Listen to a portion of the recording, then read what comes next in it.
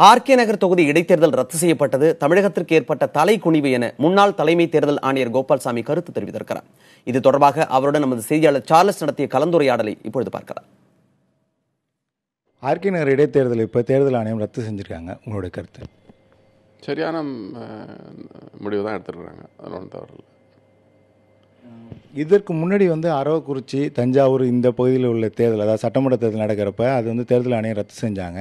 இப்போ இது போல் இந்த பணப்பட்டுவாடா இதை காரணம் காட்டி மீண்டும் ஒரு இடைத்தேர்தல் நடைபெறக்கூடிய ஆர்கே நகர்லையும் ரத்தாகிற தேர்தல் ஆணையம் இன்னும் இது போன்ற பணப்பட்டுவாடா நடவடிக்கைகளை முன்னதாகவே தடுத்து நிறுத்தி நேர்மையாக தேர்தல் நடத்துவதற்கு எதுவும் ஏற்பாடு செய்ய முடியுமா? இதில் மக்களுடைய வரிப்பணம் அதிகமாக செலவாகிறதா மக்களே தங்களோட கருத்தை சொல்கிறாங்களே. மக்களோட வரிப்பணம் மக்கள் இங்கே ஒரு சர்வே எடுத்திருக்காங்க. அதுபடி 80% மக்கள் ஆர்கே நகரில் நாங்கள் பணம் வாங்குறது ரெடியாக இருக்கோம்னு சொல்கிறாங்க. இப்போ மக்கள் வரிப்பணத்தை பற்றி எங்கே சொல்கிறாங்கன்னு எனக்கு தெரியலையா. கொடுக்குறவங்க இருக்காங்க, வாங்குறவங்க இருக்காங்க. அதனால் அவங்க கொடுக்குறேன்றாங்க, இவங்க வாங்குறேன்றாங்க. தமிழ்நாட்டை மட்டும்தான் இந்த அசிங்கம் நடக்குது.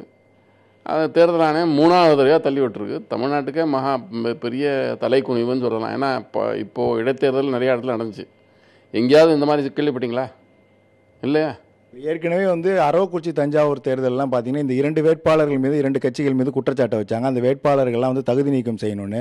இது போன்று ஏதாவது அதுக்கு அந்த அனைத்து நடவடிக்கைகளும், அதை குறிப்பாக இப்போ இந்த தேர்தல் ஆணையமே நேரடியாக இறங்கி இவர்கள் மீது இந்த குற்றச்சாட்டுகள் உண்மையானவை என்று கண்டறியப்பட்ட பிறகு வேட்பாளர்களை தகுதி நீக்கம் செய்ய முடியுமா? செய்தால் எதுவும் இது போன்ற நடவடிக்கை எதுவும் இனிமேல் இந்த இடைத்தேர்தலாம் வராமல் இருக்குமா? தகுதி நீக்கம் செய்ய வேண்டியது தகுதி நீக்கம் யாரை செய்வாங்க? எவருக்கு ஏற்றாப்புல குற்றம் கோர்ட்டில் அப்போது ப்ரூவ் ஆகுதோ அவங்களுக்கு தான். அதுக்கு கோர்ட்டில் கேஸ் நடந்து அது முடிஞ்சு அதுக்கப்புறம் தான் அவங்கள தகுதி நீக்கம் பண்ண முடியும்.